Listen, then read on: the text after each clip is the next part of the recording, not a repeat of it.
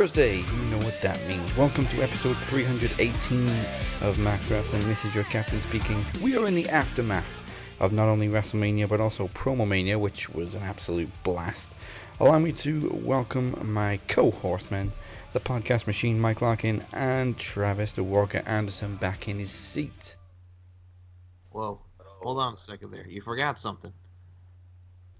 Well, you're the only two here. The new knowledge champion, man. Oh, okay. You can't wait to mention it, can you? Freaking. Well, you said the backlash of Promomania. Yes. Of course, LFA Moses Marquez is not with us just yet. We figured out why he is always running a little bit late on Max Wrestling. It's because he doesn't want to talk about Raw. Yeah. And this week I absolutely can't blame him. But gentlemen, you all did great last week at Promomania. Congratulations, Mike, on reclaiming the Knowledge Championship after all this time. The friggin' John Cena of the Knowledge Division. Well, thank you. I look at it from a stance, too. You know, it's funny. Before Phoenix beat me at the Max season 2019, I was actually thinking if I was still going to be the Knowledge Champ, I was going to retire and relinquish the belt at last year's Promomania. But after doing this and really being involved, helping ask the questions and really competing again, I got to say I'm having a lot of fun doing the trivia again. So I can't wait to go into this third reign again. Can't wait to go into Trivia Takeover, you know? I mean, you were semi-retired from True. trivia.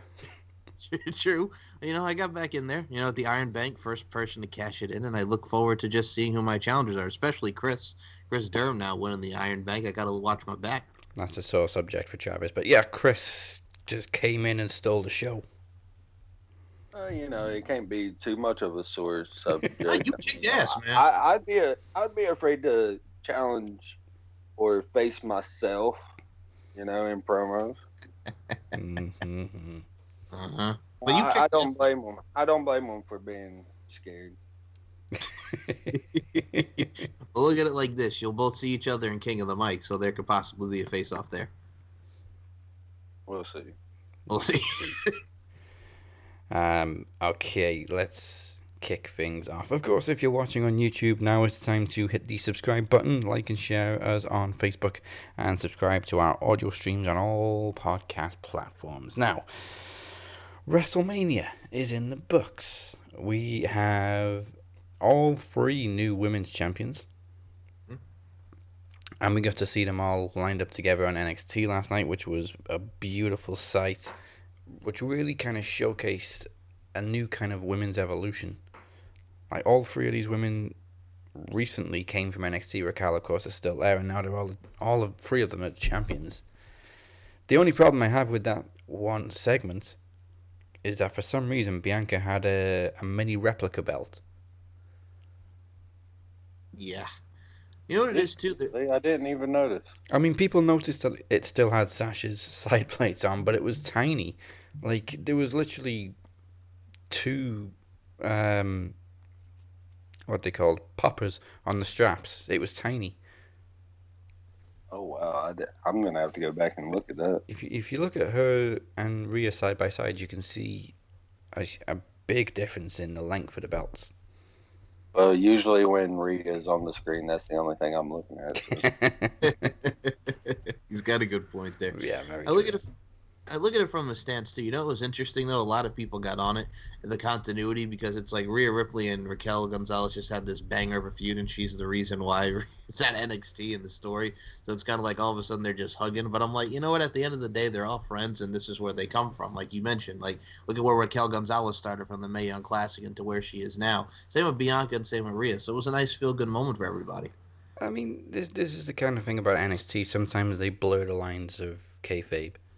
Yeah. Because they don't treat their fans like idiots, unlike Raw and SmackDown. Oh. So let's get into Raw. Now, the Raw after WrestleMania is always the most exciting one of the year. We know we're going to be in for some surprises. I mean, usually as an audience there, so they're pretty wild. Audience be wildin'. There's always some returns, there's always some debuts, there's always big new feuds kicking off, but this year was just the drizzling shits. It was just an average episode of Raw. There was nothing exciting. The only returns we got were the Viking Raiders, who 7 months ago were playing mini golf, and of course the Golden Girl, Charlotte Flair. Okay. I got to say this as well. We did have the debut of Adnan Verk, who was on the MLB Network on Hmm. commentary. He sucked. I mean, maybe I'm just used to not really paying attention to commentary, but he didn't really bother me. He just seemed kind of average. Well, when he said, There was definitely something about him I did not like. Like I I I noticed, and I knew there was like a new voice there, and it was just like irritating as hell.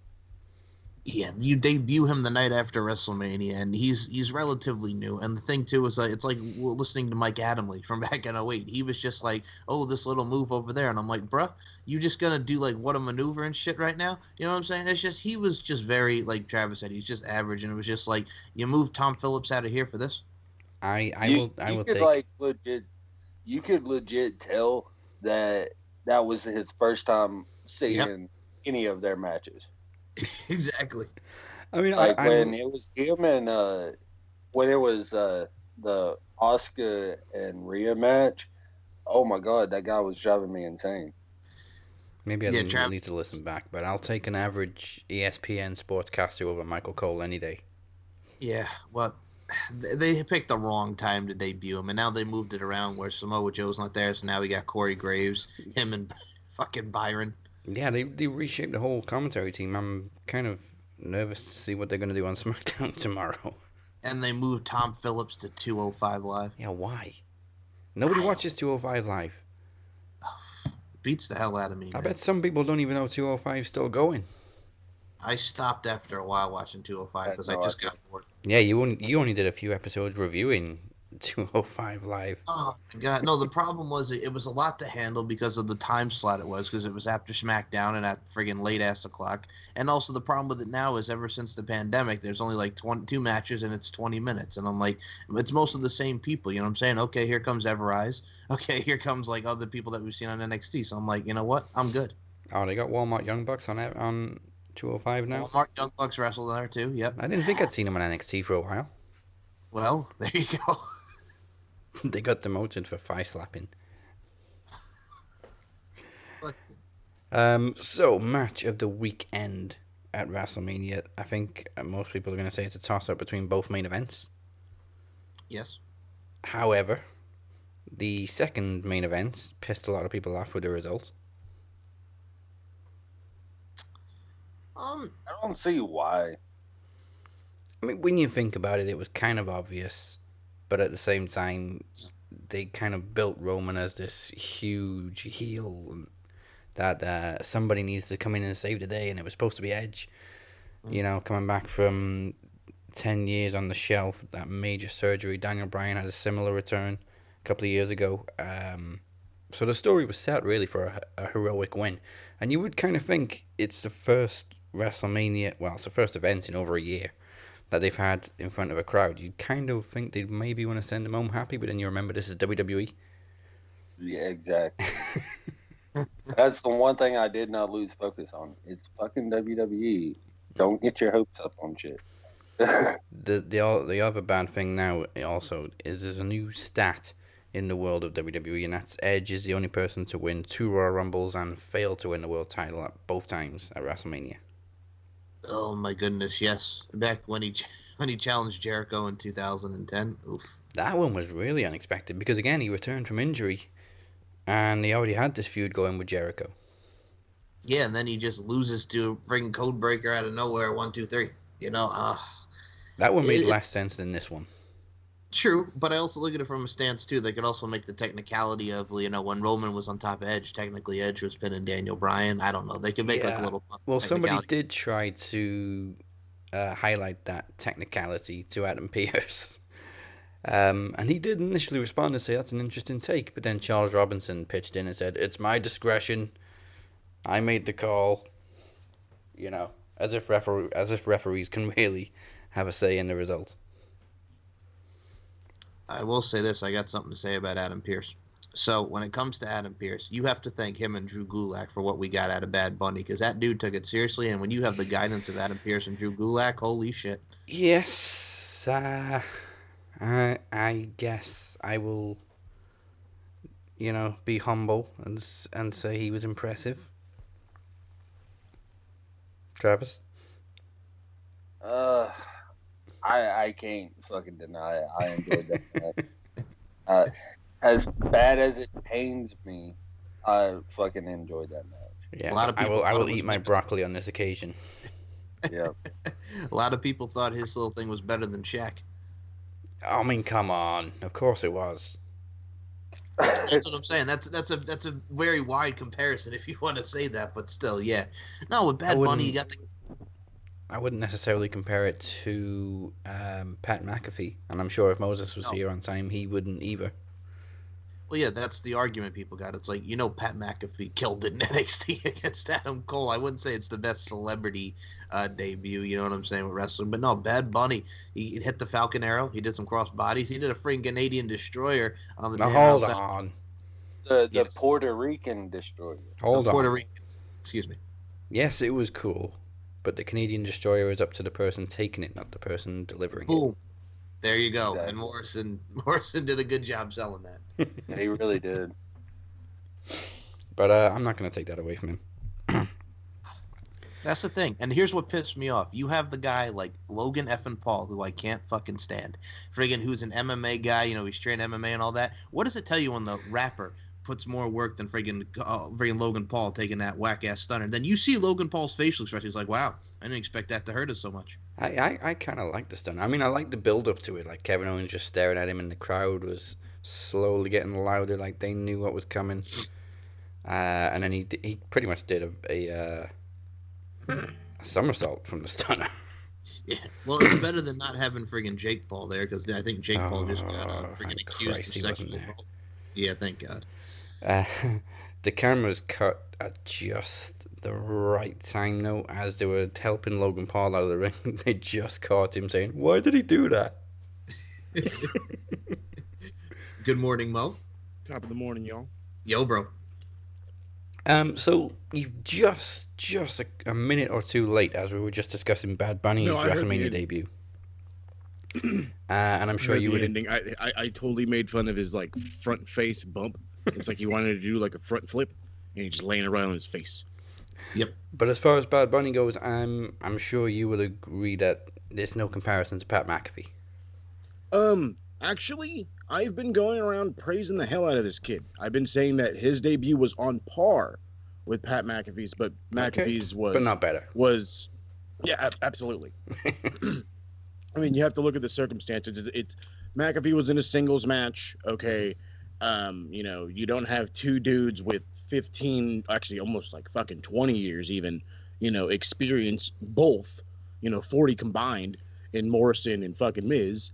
So, and then on top of that, like the best spot of the whole thing was the Canadian Destroyer on the outside, and we know fucking Morrison's this parkour maniac. Yeah.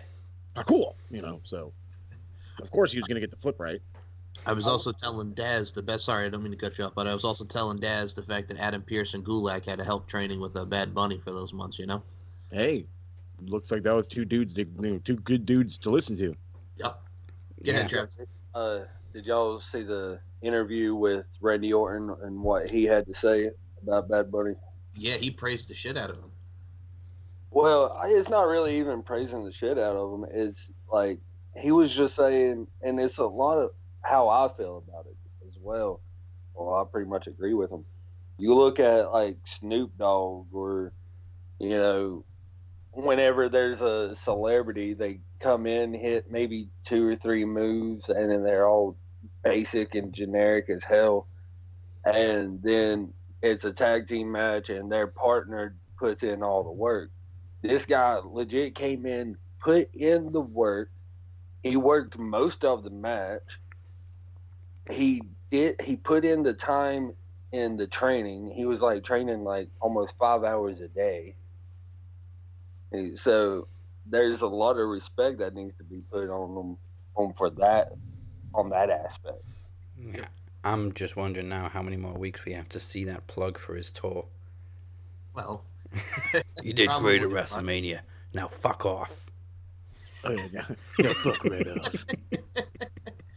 by the way, I just have to say it because we didn't mention it. I hate the new name for Backlash, the WrestleMania Backlash. Oh, what are they smoking? I don't know. Nothing good. It was a Freaking RVD Vince. paper. Yeah, it can't be anything good. Otherwise, it would have been a way better name. There was way more. Yeah, there was just one moment backstage where Vince bumped into Rob Van Dam and Matt Riddle. Hey, I got these new RVD rolling papers. Okay, let me take a look at those. 10 minutes later. Hey, I got a great idea for Backlash. I hate the fact how they've had Riddle. I mean, he gets his mouth busted open from that bro kick, loses the U.S. title, then gets absolutely mollywopped by Lashley. I really hate how they're going that route. Oh, man, he had a horrible weekend. Yeah, he did. Who did Matt Riddle piss off? Well, I mean, apart from that segment where he forgot what he was saying. Yeah. Which apparently Vince loved. So yeah, so I don't get it. I don't know. Maybe Goldberg called Vince. Is like, why is this goddamn kid using the jackhammer?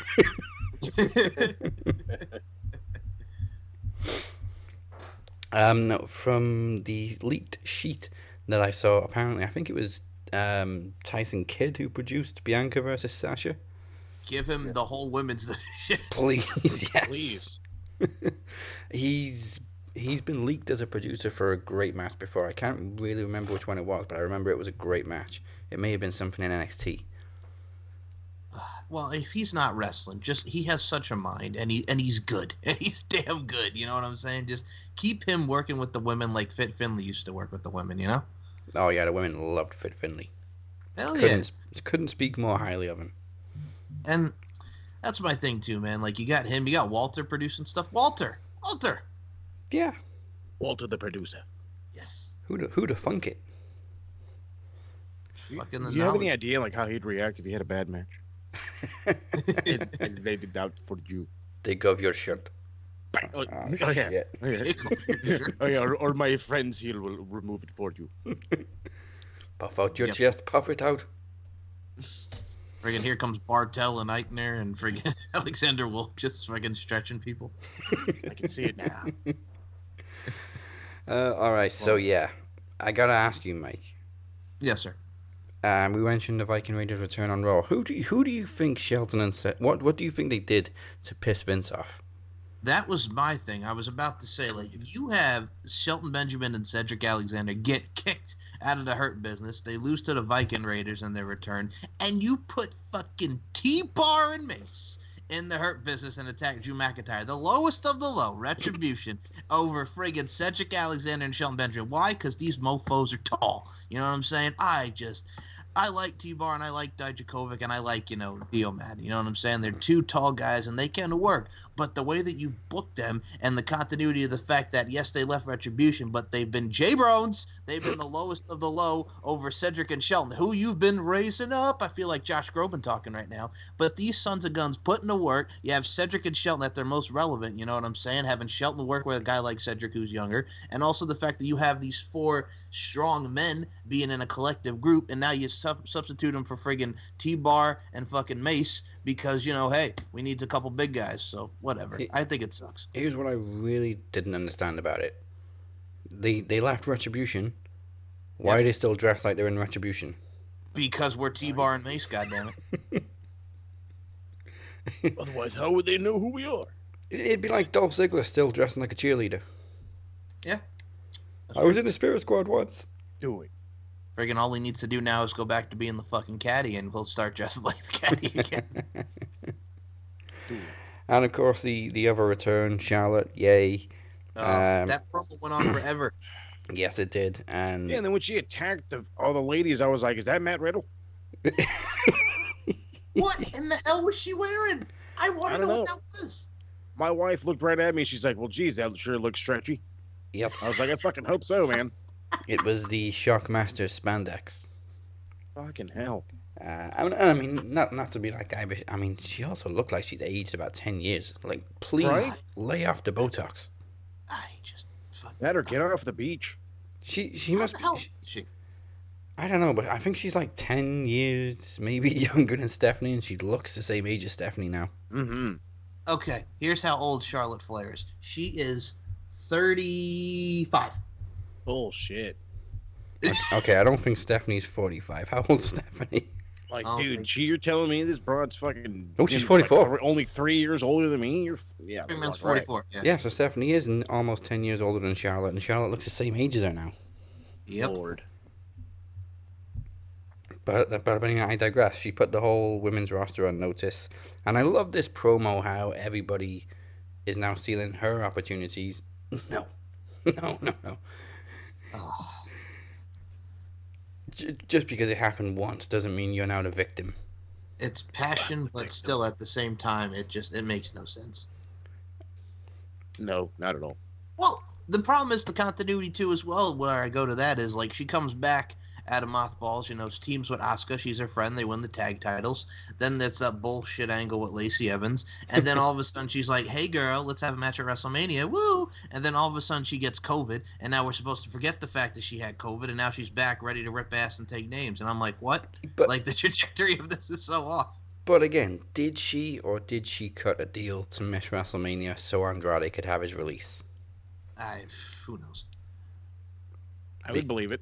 Because I believe if it. that's true, then you've got even less right to complain about somebody else taking your spot. Mm-hmm. Nobody wanted you in that spot anyway. Shut up. Yeah. Hamburger.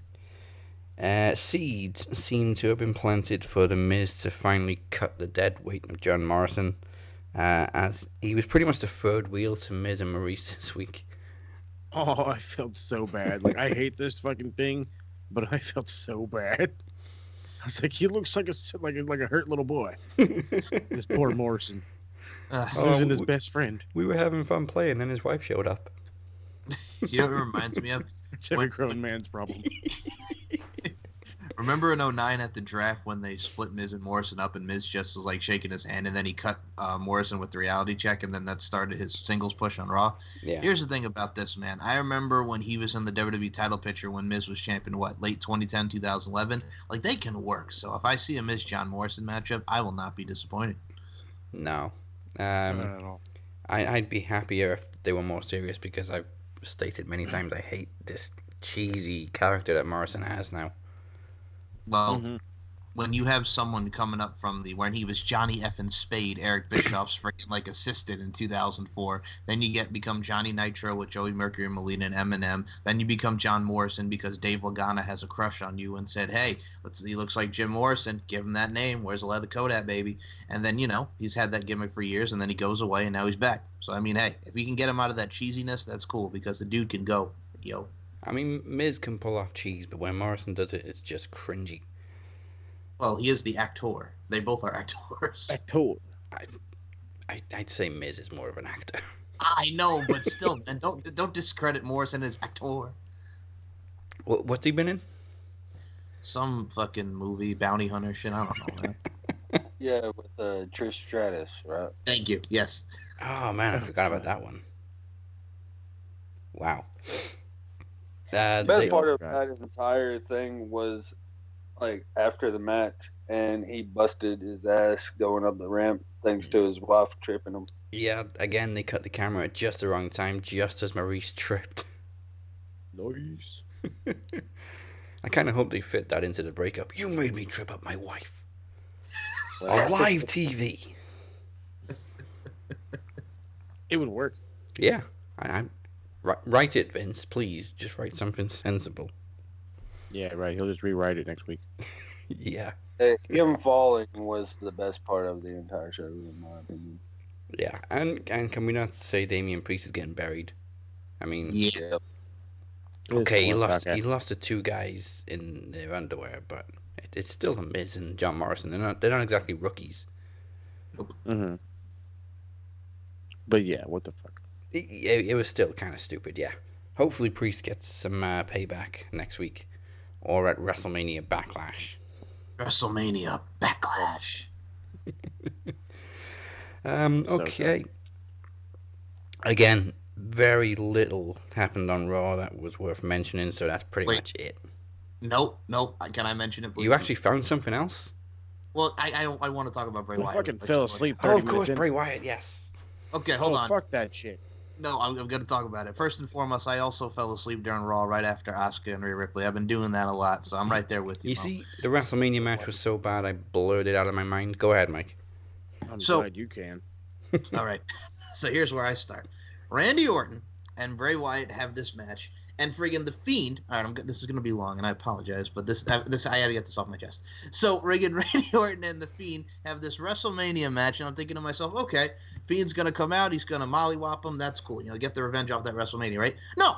So he no-sells the DDTs. He no-sells the friggin' backdrop on the damn announce table. But Alexa Bliss comes out from the friggin' Jack in the Box and friggin' is all, has got the goo on her and whatever. Then one RKO. This man has taken a curb stop, a mallet to the friggin' face by Seth Rollins. But one RKO, 1, 2, 3. Friggin' Randy Orton wins. Okay, and then we go to the next night, and he's talking about witches be wildin', and he's talking, there ain't no clout chasing up in here, and he's healing everybody and telling friggin' Abigail to be gone. It's a fresh start for Bray Wyatt. Then here comes Alexa Bliss over here on the damn swing, talking about how she was lost, and then friggin' Bray Wyatt giving her the mandible claw, and here we are with the darkness, and the fact that she learned so much. Now I got this thing Lily right here, you know what I'm saying? And friggin' Nicola's already pissed about that because of her doll, which I hear you. But, hey.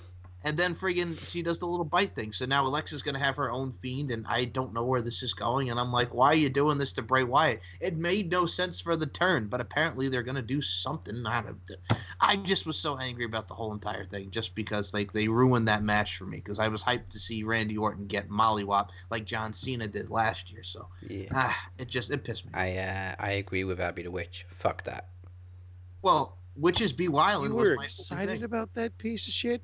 Okay, I was looking forward to it too, and then the continuity, it Moses. started off with the Fiend coming through this tunnel and kind of regenerating. I thought, okay, that's pretty cool. Yeah. And then he's got a fresh new mask and new gear. I thought he looks kind of more badass now. And then we stuck with a red light, which sucked. And then, like you said, he took one fucking RKO. Thanks to a distraction from Alexa, sitting on top of let's call it what it is, Mike, a box-like structure. I hate Michael Cole. That's why. That one reason and the fact that Jack in the Box like structure. And I'm like, there's a box-like structure at ringside. It's a fucking box, Cole. It's a Jack in the Box, but killed it too. The main event with the 2 count. Oh, she won. Friggin' the Sasha and Bianca. The fact that he said that. Oh, that she kicks out at 2. Oh, she won. When is he gonna retire? He's an idiot. Well, hopefully soon, because I mean they replaced him with some rando on fucking Raw, and we talked about Jesus Christ, that dude was lost. I told you he sucked. He's okay. Hold on, I didn't say he sucked. I just said he was fucking lost. Well, it's obvious this dude came from ESPN. Yes, because he's like he knows 3 moves: drop kick, clothesline, and I think that was it. Actually, now there's only 2, and a punch. Because. Oh yeah! Look at the big old punch, and I'm like, what the fuck? Okay, you guys dude, you're killing me with a big old punch. Like, what the fuck are you talking about, pal? Did you notice he said also that little move over there? And I'm like, that little move over there? Like, what? Oh no! I yelled that little move over where? And my wife's like, I beg your pardon, and I just like put my head down. Okay, was he worse than Mike Adamle though? No. Oh yeah. I don't think anything's worse than Mike Adamle. I don't think he should be put in the position of lead fucking commentator though. Yeah, that was not a smart gig. It's like, and then this dude was like just hired like on Saturday. Yep, and now they said, hey, we're gonna debut you after WrestleMania. Okay. Oh yeah, because he probably did like 3 hours of practice reads when you were like, oh, that's fine, we'll tell you what to say. That little move over there, get the fuck out of here. I'd rather listen to What a Maneuver than get that little move. Oh yeah, that's What a Maneuver. Oh my goodness, that move over there. That was so dumb. It's like he's fucking talking about a thought, that hoe over there. What the hell's wrong with you, man? Mm-hmm. Fucking Oh, that won't be on Peacock. Well, hold on. Well, what pissed me off, one last thing. I'm sorry, because I know we're going all over the place. But, okay. Yo, McIntyre, the fact that MVP so eloquently put it, like, he does not deserve another rematch. He lost clean, yada, yada, yada. But they're also painting the fact that, hey, he lost clean and McIntyre, yada, yada. So, of course, Drew McIntyre wins, and now we got the damn rematch again. I was actually very surprised by how dominant Lashley was. Because they built McIntyre as this badass for over a year, and then he pretty much just got bitched by Lashley. Well, the Almighty. Mm-hmm. Like, at WrestleMania and on Raw, really, McIntyre looked kind of weak. Yeah, I mean, like, I have my review. I've yet to record it. It's the downside of dad life. what I wrote was like they had like a really good match. It was kind of like a Haas match, but it was a little like reminded me of their match in Impact. So I was like, it's not really all the way there. But then it just felt like Drew never was going to get over this hump. There was like a hump that he just couldn't, surpass. He just, for some reason, all of a sudden can't beat Bobby Lashley. And I'm like, dude, this doesn't make no sense. Like, what the fuck? You're beating the shit out of everybody and their mom for weeks, pal. All of a sudden, this dude just now shows up. He was a fucking mid-card champion, okay, who fucking lost that, by the way. Fucking kills the Miz to win this belt and beat you? Like, the fuck? I don't know. It's fucking Vince. I mean, like, I don't get it. Why would you not give Drew that moment? Yeah, I mean, I thought that was the whole point. Like, get the first Me pop for too. Drew in front of a live crowd.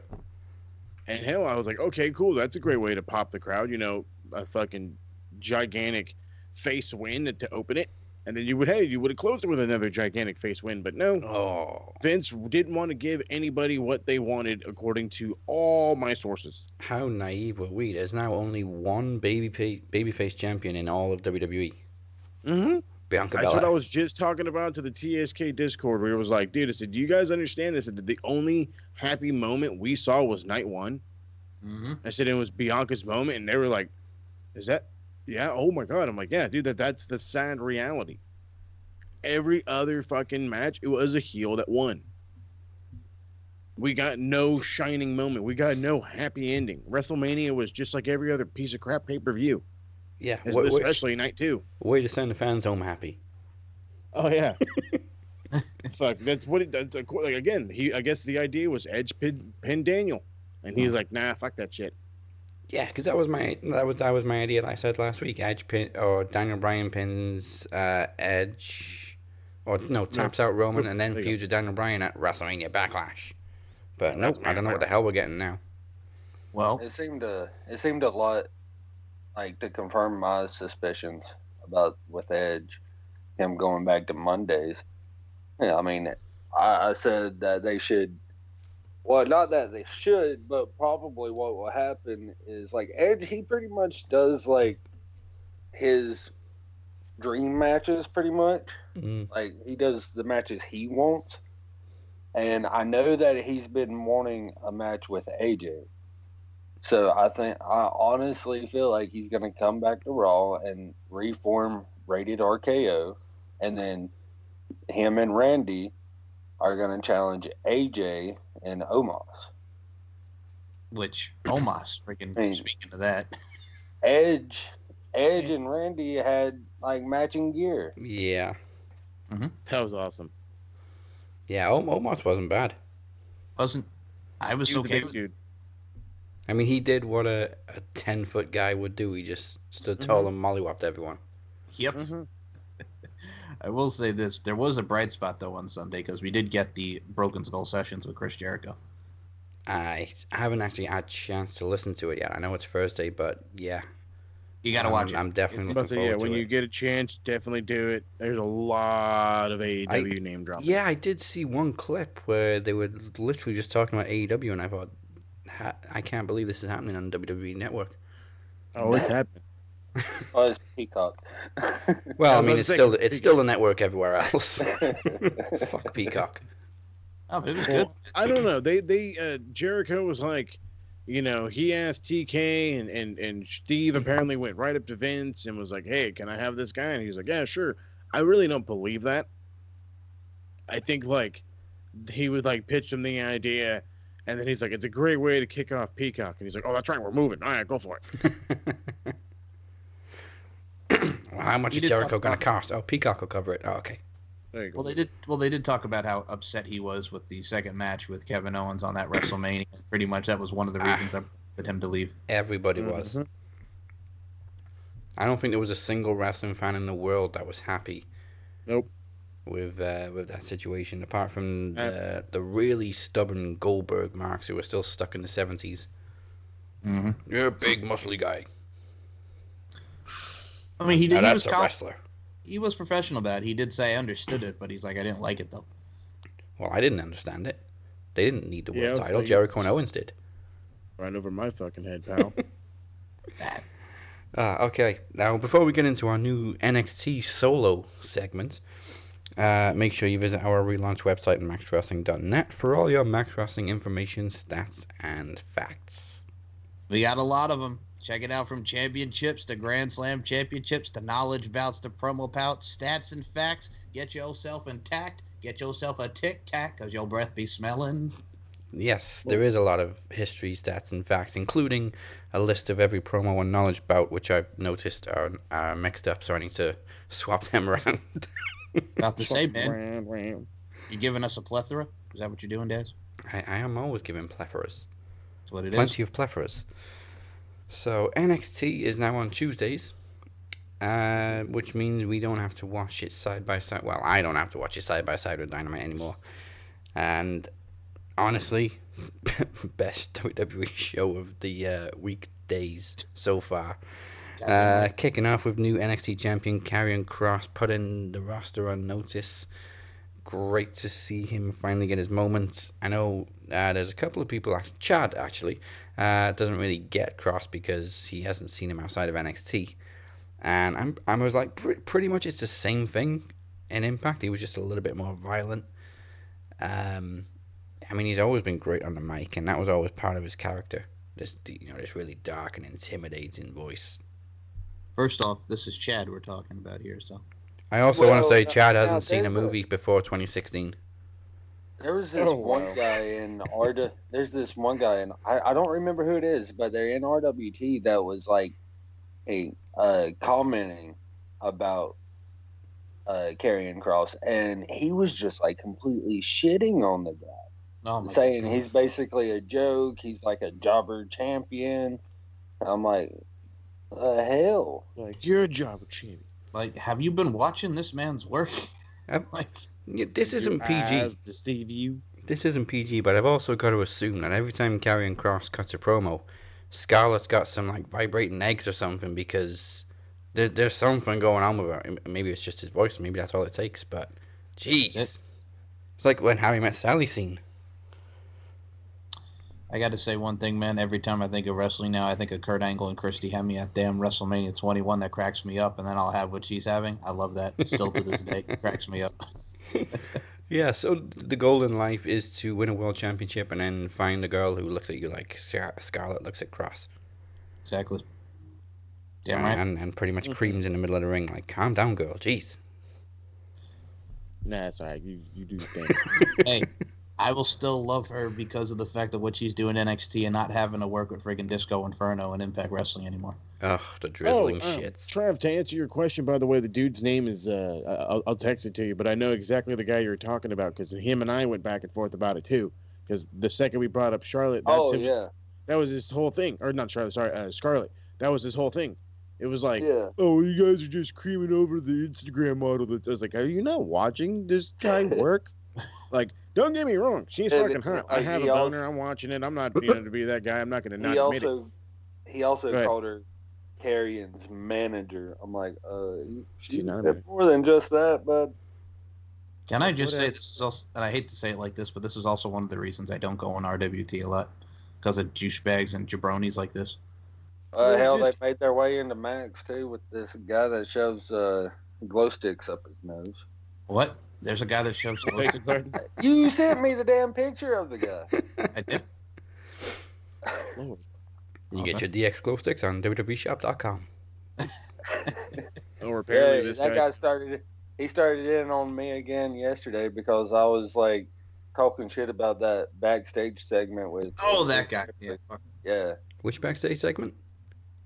The one where everybody was reading off of cue cards. Oh yeah, I mean that was terrible. Yeah. And we know Rhea can do better than that. That's just Vince all over it. The guy that was doing the interview, I've seen him do better. Yeah, he's growing on me really quickly. He was doing the same thing. He was doing the same thing, reading off from cue cards. Ugh. Like it's one thing to script a promo for somebody else, but to actually have cue cards. Yeah, I mean, I don't. They pre-tape these interviews. Yeah. Oh, Hey, that come well, on now. you got to thank Vince Mhm. Russo for making that comment. No, I was making a comment before Vince Russo even said that. But I'm just me and he's Vince Russo, so his word gets out faster. Well, I mean, you managed to get on friggin' Ringside News pretty quickly. Yeah, there Oh, you that go. is True. true. Okay. There's progress. That's progress. Not that we talk too much about Ringside News. No. MSK are the new tag team champions. Successfully defended against Dane and Drake before Imperium attack Killian Dane. Nice to see a little bit of history there. I like them. You know what I'm saying? I like Killian Dane and Drake Maverick. They make me laugh. I like Imperium. I'll give me more of that. You know what I'm saying? Just give me Imperium, and I am happy. I mean, I can understand the background behind the attack, the reasons for the attack. Like, why are you messing around with this little guy? You used to be a Because, monster. Be a monster. well, he's British, and they have to do the UK thing. Mhm. Yes, I know. Drake Maverick, And it's- Technically, Dane's Irish. Irish. Hey man, just give me Drake Maverick. That's all I'm saying. I can't. I even want to be that guy that yells, "What's the fucking difference?" But that'd be rude. I'm not saying what's the fucking difference, but yeah, I mean, same thing. Sort of, kind of. Now, I don't think Mike's gonna like this because I'm gonna knock Mercedes Martinez a little bit. Yo, what are you doing?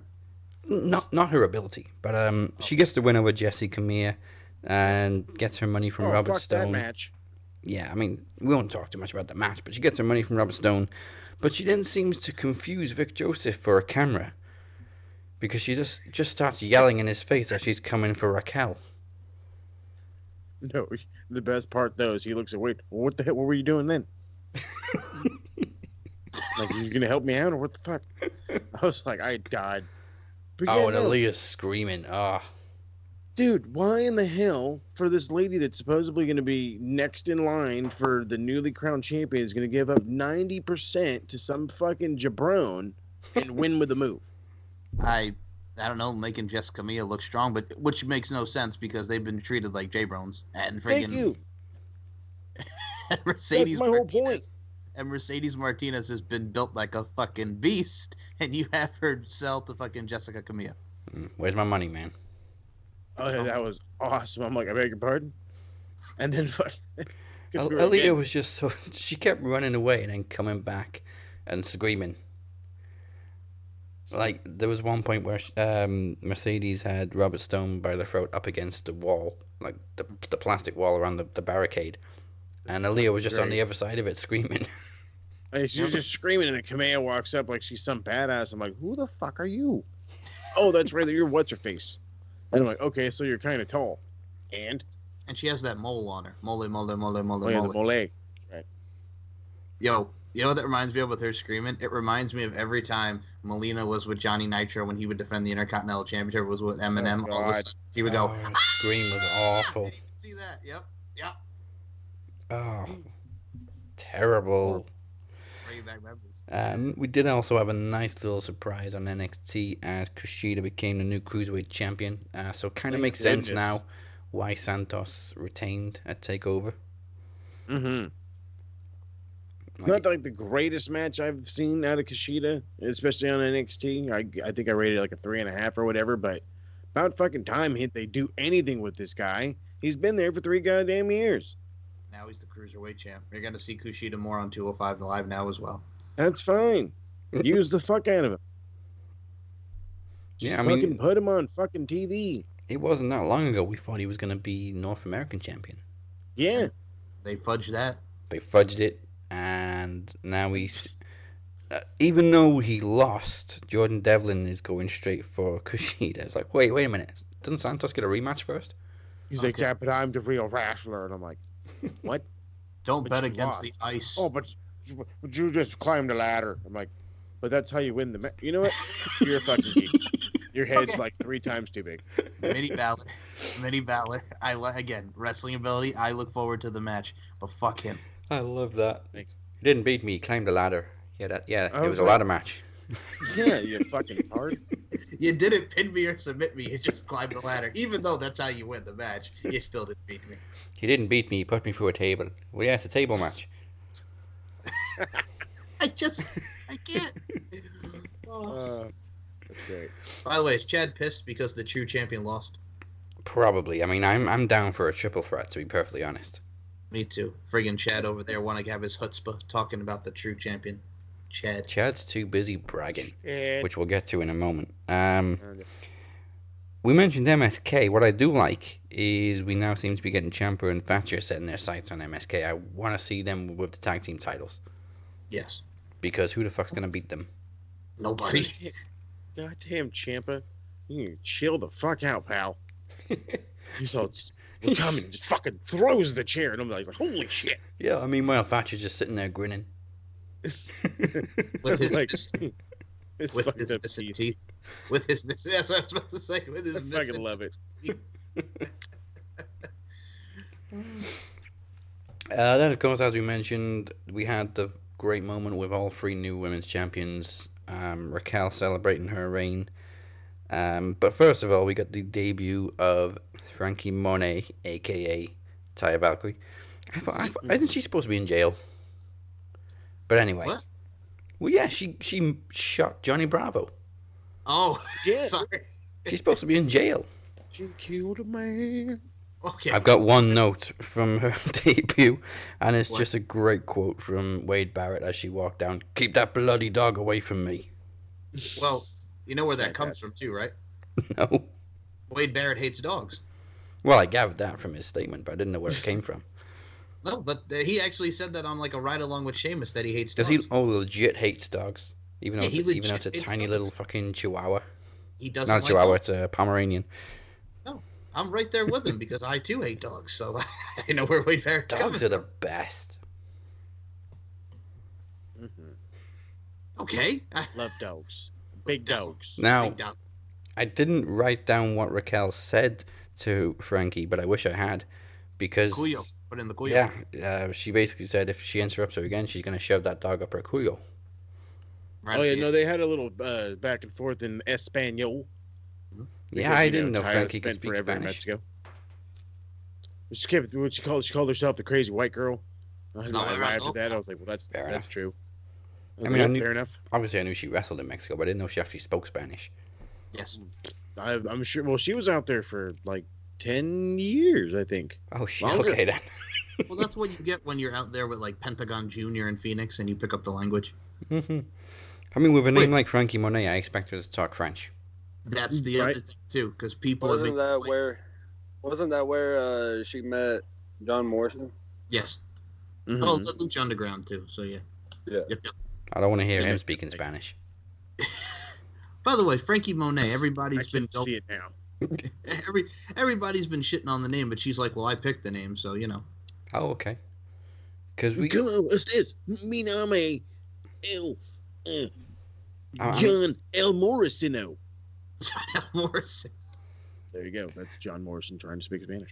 I'm sure we said it. NXT names often sound like they just pick random names out of a hat, but if she picked it, then fair enough. Exactly, that's what I'm saying. Like again, after a while, Frankie just sounds like a dude. That's all. Yeah. Well. Francesca Monet.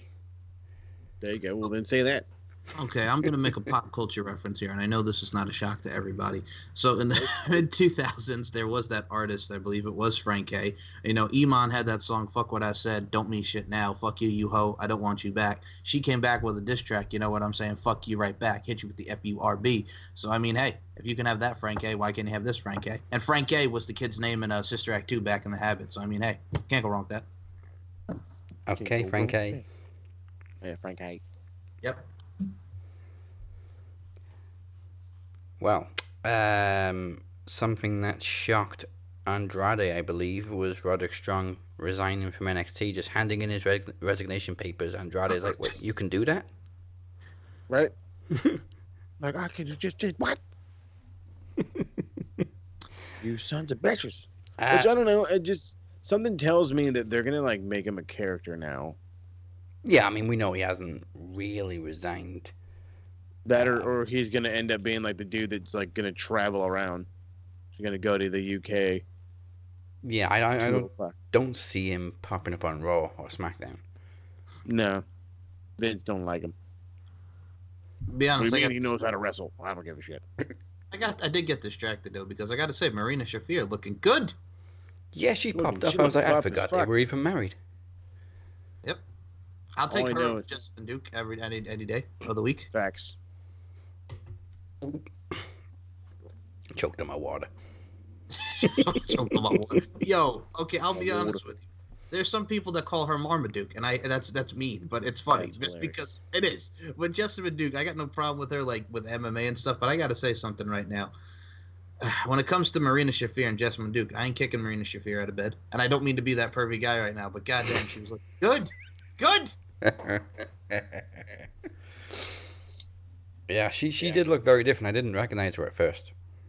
Oh my goodness! Don't put him in the ring, but if I can get Marina Shafir on my TV, Yeah. every week, please. There you go. Oh. So, serious question. Maybe it's just me, but is anybody else getting bored of seeing Swerve versus Ruff? Yes. Okay. Yeah. Okay. So again, back to the TSK because it's how we get down. We were talking about the same exact fucking thing. It's entertaining to watch. It's like if you were watching an indie show and you know like the two stars are gonna have a great main event anyway, and you're like, fuck it, let's just watch it. This is exactly what this always is now. It's just that randomly great main event in an indie show.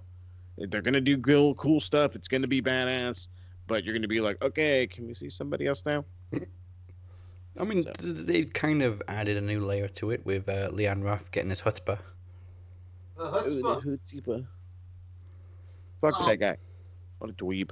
Leon Ruff, I gotta say, not a bad talent. I'm glad he got his shine on a takeover, but I am tired of him and Swerve being the heel. I get it, you know what I'm saying? He did the promo from his podcast in studio. Man, it's one of those things where I'm just like, we've talked about this. Swerve had so much potential. Could have been the Cruiserweight champion. Then you turn him heel, and of course he's got that swag. But when it comes to this, and you're feuding with Leon Ruff, you know, I don't give two squirts of piss about it. You know what I'm saying? Leon Ruff has the chutzpah, but this, I'm tired of it. Yeah, I mean, Tired. it's just too repetitive. I feel like Al Green there. Maybe, Tired of, you know, maybe if they weren't wrestling each other every week and they were actually doing something to continue the story besides Swerve always beating him. I mean, when you have like series of matches, like I can do with the best of 5 and the best of 7 series. Give me Booker and Benoit, give me Booker and Cena, give me something good like Cesaro and Sheamus. But you know, these two, And that's the thing, there's nothing on the line.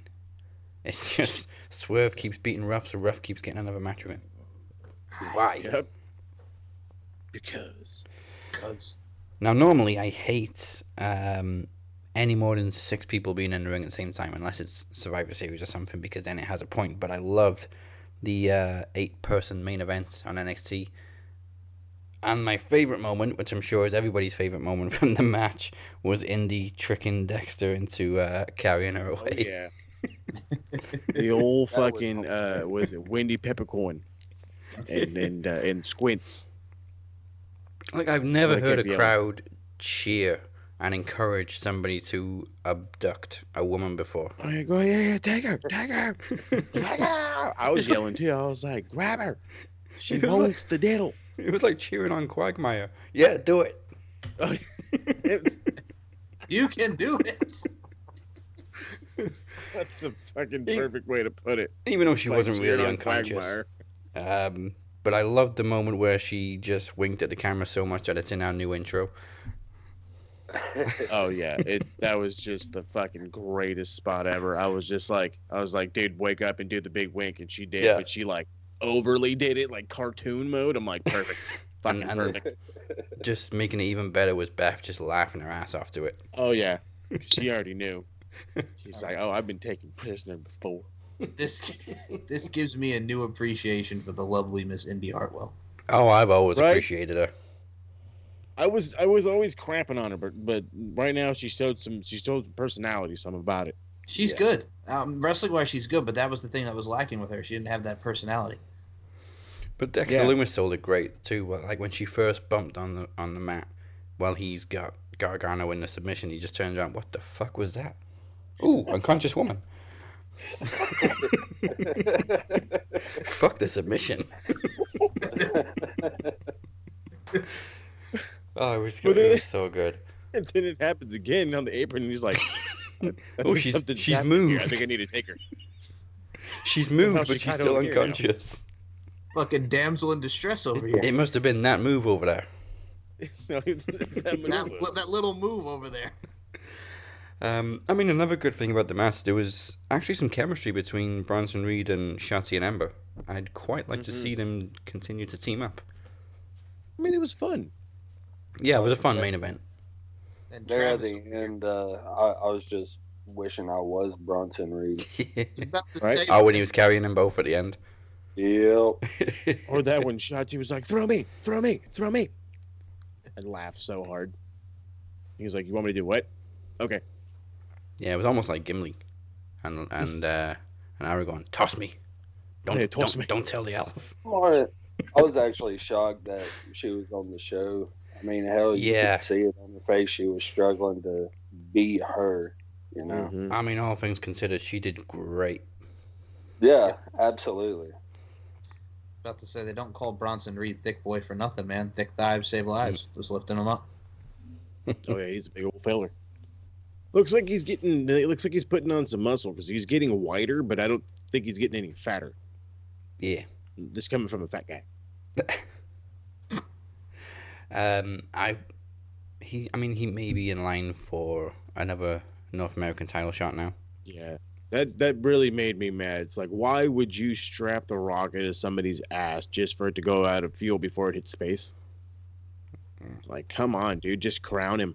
Like, how Crown it wouldn't me. have been that hard. Crown me. him. Hit me. Crown me. I will rule you. Screw you.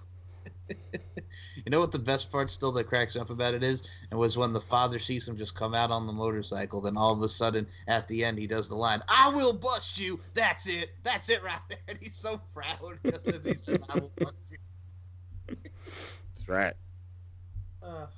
We got to do that on a Netflix. Yes, we do.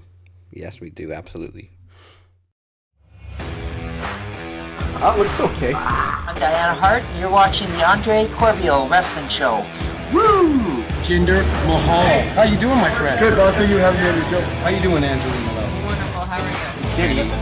Oh my God. The cleaner. Davey Richards. How you doing, my man? Very well. The dog of war, Jesse Hill, and we're with Andre Corbeil. Wrestling, honor, tradition. Because we're all in this for one thing, wrestling. This is the voice of Killer Cross, and right about now, we're about to take it to the max. Ladies and gentlemen, welcome to the Madhouse. Hey, this is Tommy Dreamer, and you're listening to the Max Wrestling Podcast, giving you all your wrestling information to the extreme. This is Max Wrestling, and if you prefer your podcast in audio form only, we are on SoundCloud, Stitcher, Apple Podcasts, Google Podcasts, Spotify, iHeartRadio, TuneIn Radio, and Castbox. I got to do it this early in the show. Yes, you do. Cash business! Yeah, I didn't give him a Looks like warning. Somebody's trying out for a rock group. Felt like Ozzy Okay. Osbourne right there. All aboard, man. There you go. Take it. Now, before we move on, we seem to have entered a little feud with another podcast, and I'm talking a straight-up real podcast called Bold Prediction, aka Chad and the Two Ryans. Now, they came in and took some gold last week, fired a couple of shots. Travis, you fired some back. These motherfuckers acting like I'm invisible. First and foremost, my mommy won the predictions championship, so shut the fuck up. You ain't that special. Yes, she did. So did I. I know. Like, but I'm just Let's say saying, there's like 8 motherfuckers predictions champs. Yeah, there's like almost a dozen predictions champions this This week. is on a 24/7 title there, bub. friggin' you won it. The Ryans won it. My mom won it. Nicola won it. You won it by Believe Moses. Hey, I wanted to take over Yep. too. Hey, you Plus, did. say Daz has won it. Harold's Yep. won it. Yep. I think this is like Daniel the only Perkins title won that Amir hasn't won, though. Sorry, Amir. Everybody's pretty much out of reign with it. The great thing was Chad joined the One Day Club. Yes. I mean, hell, half of us are in it, but so I'm in the Yeah. one day club. yeah. Like these guys coming over here trying to say they're gonna take all the gold and this and that. I'm like, okay, well, Have you they do not seen the realize that promos? I'm also predictions champion, and Chad, did he forget that I completely whooped his ass in trivia last week? Yes. Oh yeah, Like, shocked the come world on, you did. guys. By the way, you disappoint me, Mo. I know, I disappoint myself. No, hold on. You know why you disappoint me, Mo? Oh. Because you ruined the trajectory of the Iron Bank contract. Here's what you did. So Kenny wins it first. Phoenix wins it, then I win it. All former knowledge champions. You were the only knowledge champion in the Iron Bank, and then you get mollywopped in the first round. Yeah, that was not my day. I swear I was like every freaking one. It was no, use this one instead. Use this answer instead. Like when the second he said I think it was like a 30-minute like Iron Man match or whatever, I was like, fuck no, because that was 60 for Steamboat, and I yelled Steamboat. And I was like, God damn it, no, you moron. I yelled at myself. I texted Travis, this is bullshit. Like, I'm not even mad at nobody else but my damn self. I'm like, you fucking, like, all these were easy. But yeah, it's what happened. So like I said, these cats are extra confident. You got beat by Trav. Okay. Now if you lose to Amir, don't ever start talking shit. Yes, Mr. 2012. Well, here's a problem that was funny, I thought, because Daniel Crimmins wants some of this, and I'm like, Dude, okay, DC, he's good. He's What a very debut. scary. So Daniel Crimmins told Amir to wait in line, and Amir's like, "This man's kicked my ass so many times. I don't want another shot to not championship." I don't want none of this. Well, okay, here's my thing, because they want to get into promo championship, right? What the hell are the other two guys' names?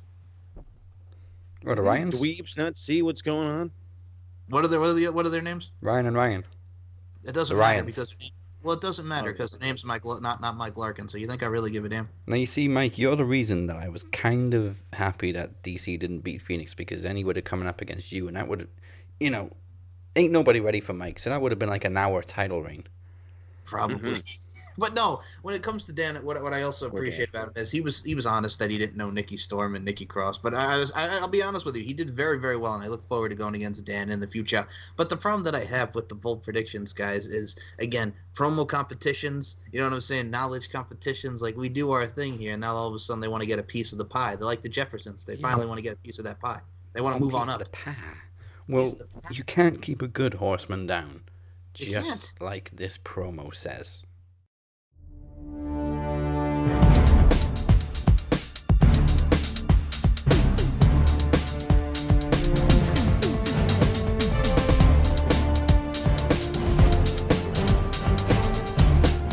There's something that's been bothering me. Ever since you messaged me and you were like, oh, come help me film the cinematic match, I was like, yeah, of course, we're friends. That's what friends do. But then I found out something that I didn't like. I wasn't your first choice, was I? In fact, I wasn't even your second choice. I was your third choice. Now, like I said, I thought we were friends, but apparently not. So I'm going to show you what type of friends we are when I come over to Max Wrestling and I take all of your championships. Knowledge, promo, predictions, world, they're all mine. Oh, and one last thing. Shape? Go shape yourself into a dildo and go fuck yourself.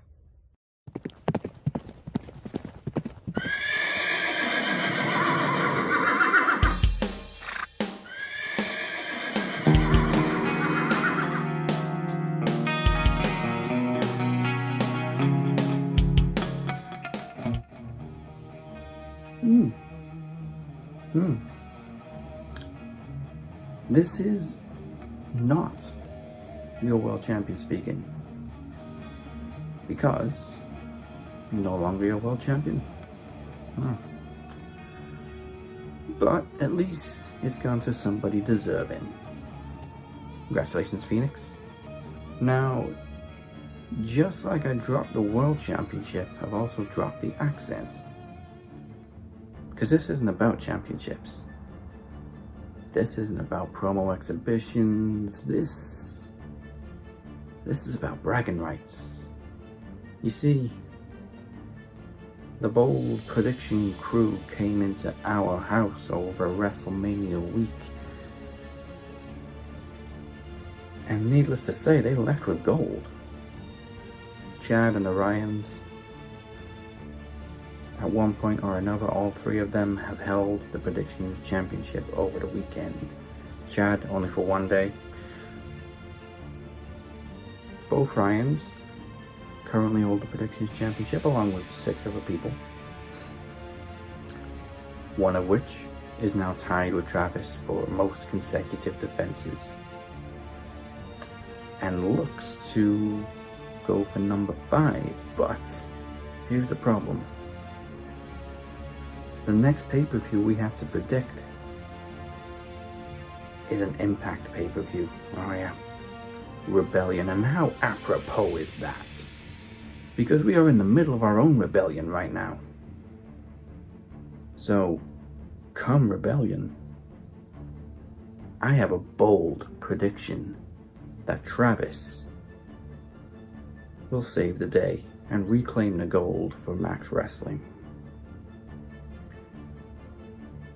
Now, if you're really feeling frosty, I guess you could always try your luck with Mike and the Knowledge Championship, in which case I would have to pray for mercy on your souls. But for now, boys, you brought a knife to a gunfight. Because I don't know if you know or not, but we're kind of a big deal. You see, not many people can combine a clique with a group of elite gentlemen and form what is known as the Max Horsemen.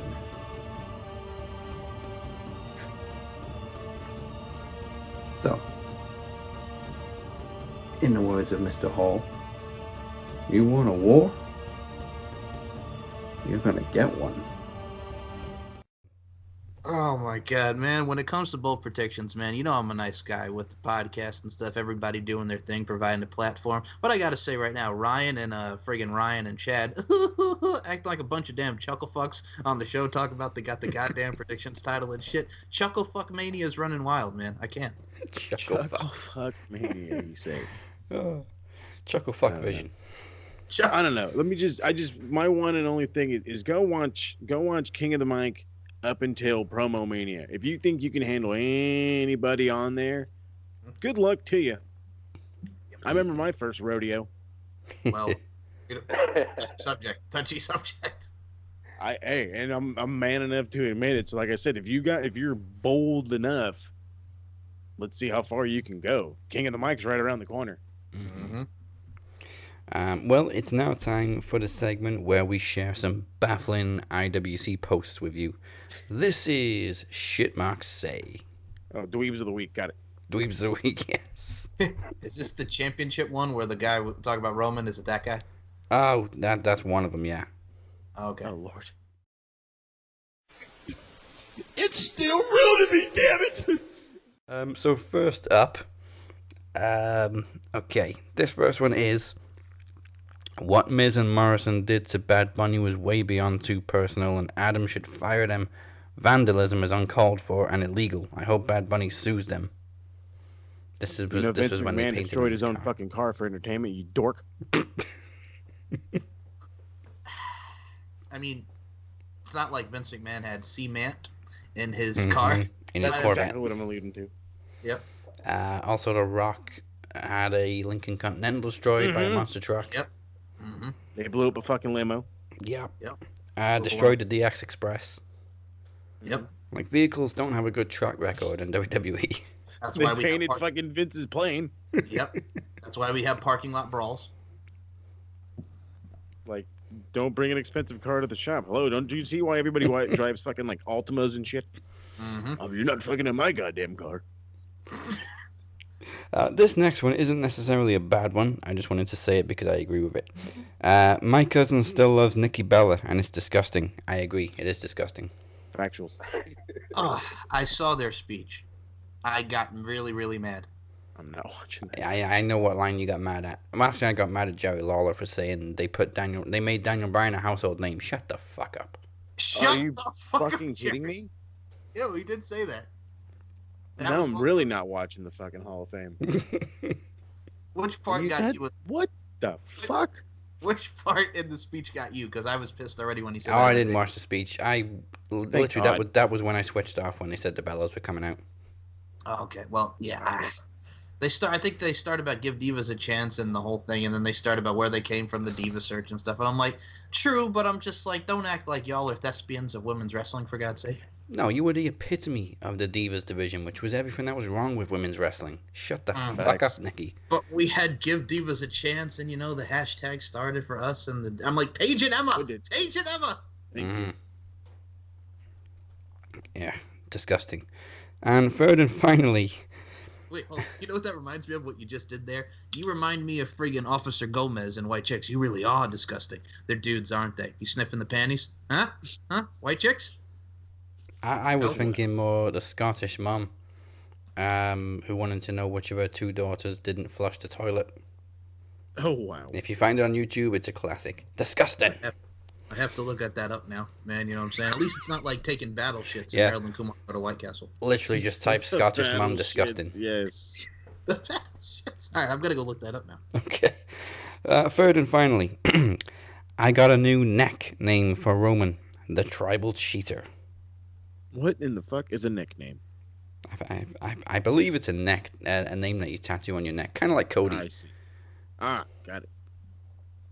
Gigantic stamp that eventually New Japan will break off. I got it. He's a tribal cheater now.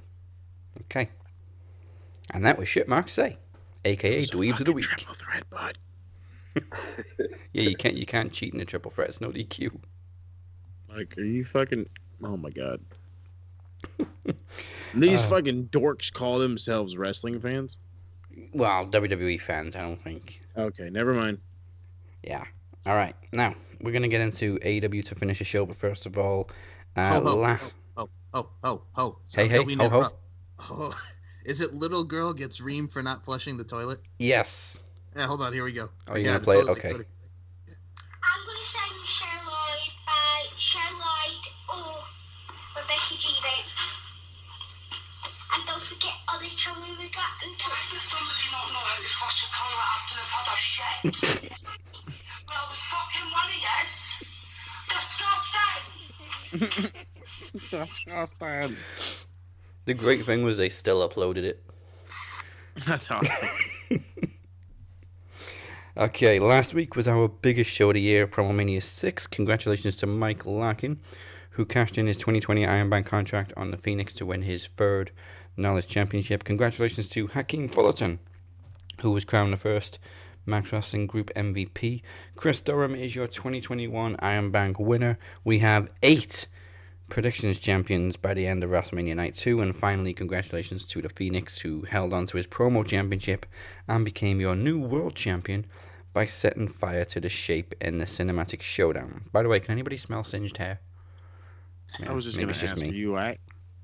What is wrong with you guys too? By the way, I friggin' have to call the fact that the Phoenix, set you on fire there, and I have to ring the damn bell, and then all of a sudden I got to see Amir's tongue get friggin' taken off by Nikla. I'm like, what the hell is wrong with my friends? The funny thing was, I asked you to do that voiceover before I told you what it was for, so it was just like, oh, he set fire to him. Okay, ring the bell.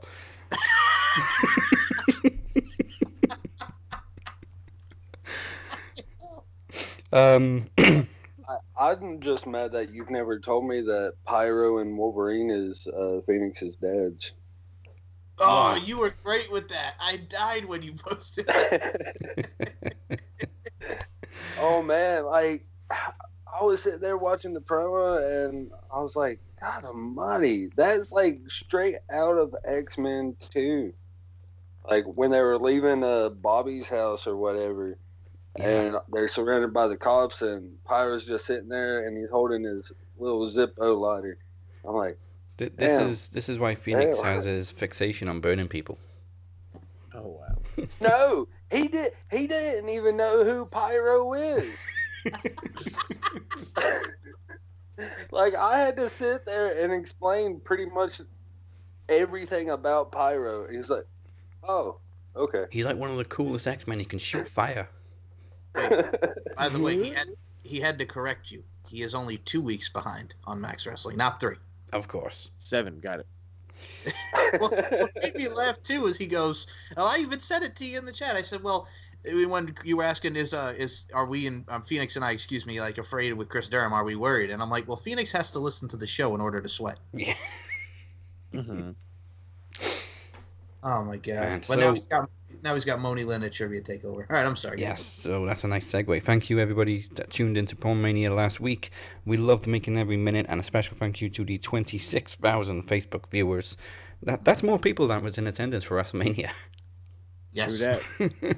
Hey. The next time we bring you a special event is June 24th for the one night of the year where the chase is on. It's Promo Mania Trivia Takeover. Nah, I'm kidding. It's I was about to say. it's Trivia Takeover 6 Mortal Conflict. For the second year, the Knowledge Championship is on the line as new champion Mike defends against Alex Dorio, Chad Malcolm, Ella J, and Moses Marquez in the now annual Champions Chase match. Well, all right. But Good luck, bud. Moses does has other fish to fry as he gets his rematch with the Phoenix to complete their trilogy for the Promo Championship. It started in December at the Maxis and they're now 1-on-1. Mm-hmm. Let's go.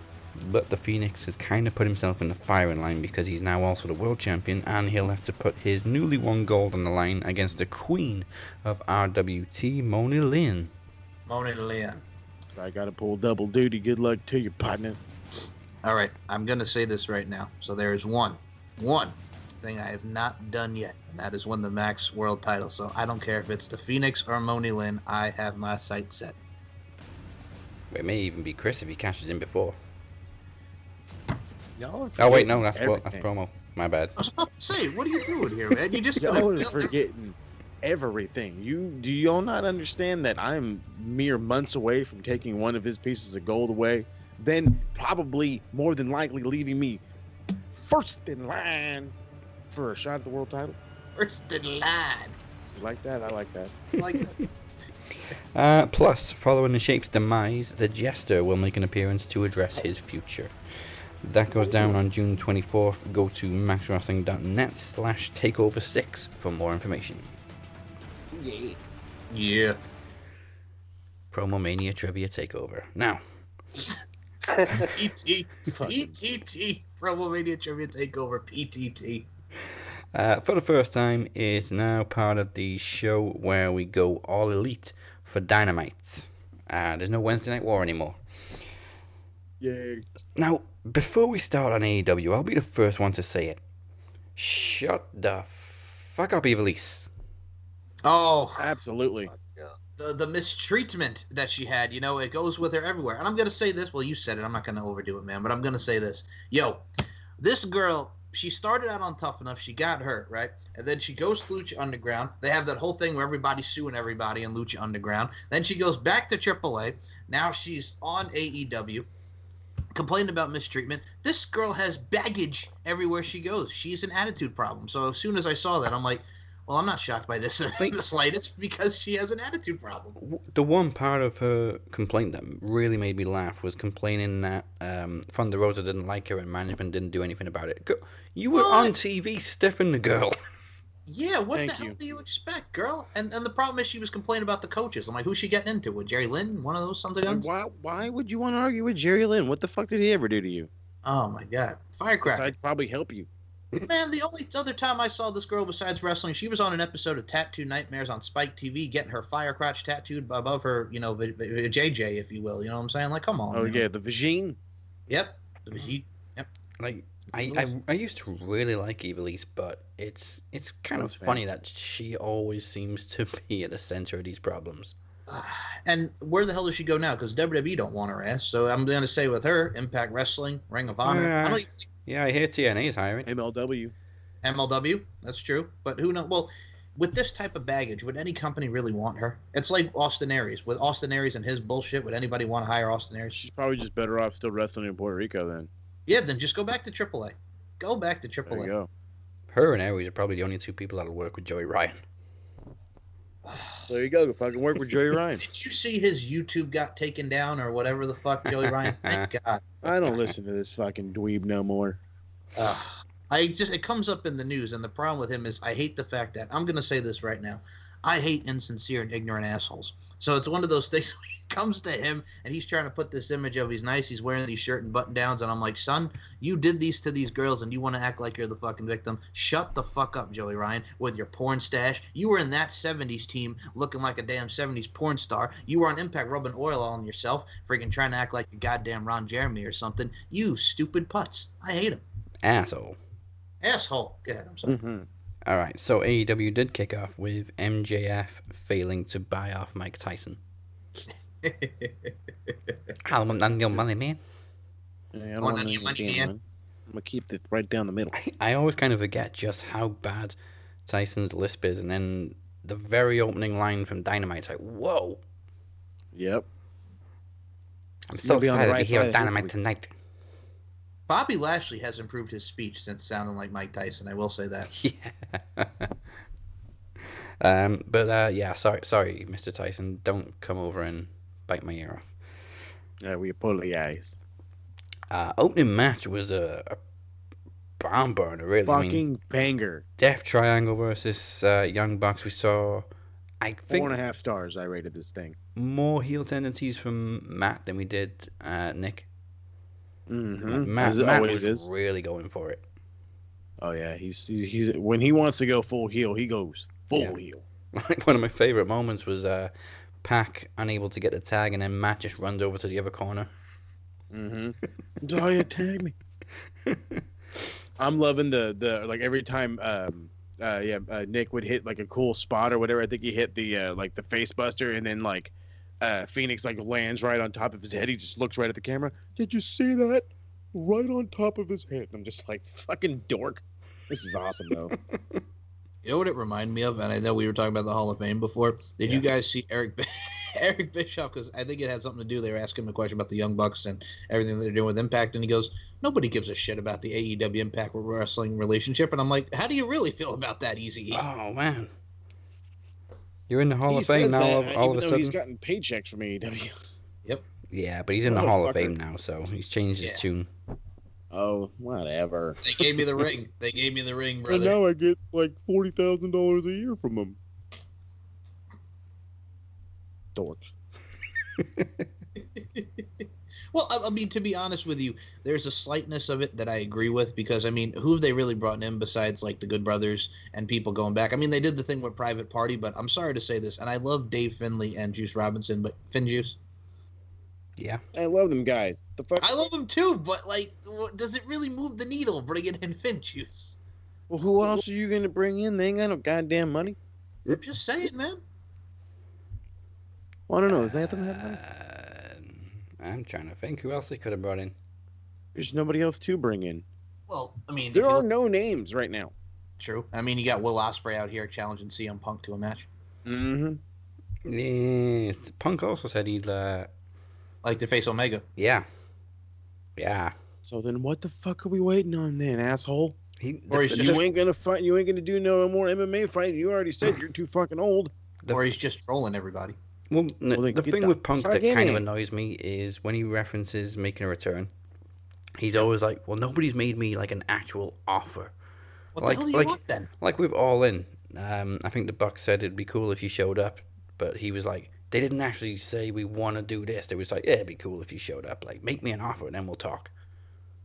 Just show up. He just wants to get paid to show up. I mean, they're in your I can't say I blame him, but I mean, at the same time, like, you can't go around like, well, nobody's made me an offer. Because every time we turn around, you're like, I don't know if I'd ever go back to wrestling, but never say never. Wait a minute. Hold on there, Moses Marquez. You think I'm just going to friggin' ignore the fact that you just said, I'm the water boy, I saw what you did there. I saw what you did there, Moses Marquez. That's the thing, because, like, dude, like, I'm a huge Punk fan. Like, don't get me wrong. Him and Kevin Owens are the reason I decided I have to go watch a lot of ROH's past. Like, I have to do it. And because of them, it kind of sparked indie wrestling, blah, blah, blah, blah, blah. That's not the point. The point is just, it's so goddamn frustrating. I give up. I just give up. Hate this shit. That's it. I'm out. I'm moving. Yeah. You're like Jesse Ventura. He's out. That's it. I'm moving. When he friggin', you're like Jesse Ventura when he walked off of Sophie and Anthony. That's it. I'm moving, getting all mad at Jim Norton for Well, talking. because it's like it's either you're coming back or you're not. Shut up about it. Like I've had enough. I'm the dude that's been clamoring for your return for at least 6 years. Mm-hmm. Yeah, I'm right there with you. So it's like, shit or get off the pot, bud. Yeah, yep. But I still Blue pop balls it. hurt. That still pops. It's like Bray Wyatt Monday night in the Firefly Funhouse, clout chasing. There you go. Clout chasing. Yes. Here's where I kind of got off the pot on Dynamite. Jade Car Crash versus Red Velvet. No, thank you. Oh. Didn't care the first time, don't care this time. Yeah, piss break. Yeah. So Minnie Brandy and Wes Briscoe's wife takes on Jade Cargill, and I'm still like, no. And you know what it is too? Like, again, great look, and we've discussed this. She's got the abs, but that still doesn't mean that she knows how to work. And Red Velvet is trying as hell. But I'm going to say this right now. I've seen her work in Florida. I've seen her work in general. She is still green as goose shit. So you put that together, and you don't get the best of both worlds. You get drizzle and shits. I keep getting confused at all these people singing Jade's praises. Are we watching the same match?